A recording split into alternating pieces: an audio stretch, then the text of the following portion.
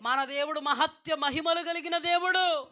మన దేవుడు ప్రార్థన ఆలకించే దేవుడు. ఏమని ప్రార్థన చేశాడు, ఏ రుజువు అడిగాడు, దేని కొరకు ఎదురు చూస్తున్నాడు, ఆ సూచనకు అనుకూలముగా రెబకాను దేవుడు నడిపిస్తున్నాడు. అందుకేనండి మన దేవుడు కార్యము సఫలపరుచు దేవుడు, కార్యసిద్ధి కలుగుజేయి దేవుడు. మన దేవుడు ఎలా నడిపిస్తున్నాడండి? ఆయనే అదృశ్యుడిగానే ఉన్నాడు కానీ అతీతంగా నడిపిస్తున్నాడు. ఎప్పుడైతే ఎలియాజరు ప్రార్థన చేశాడో ఉన్నదన్నట్టుగా ప్రార్థనని వినగలిగే దేవుడు కాబట్టి మన దేవుడు ఆ సూచనను ఉన్నదన్నట్టుగా జరిగిస్తున్నాడు.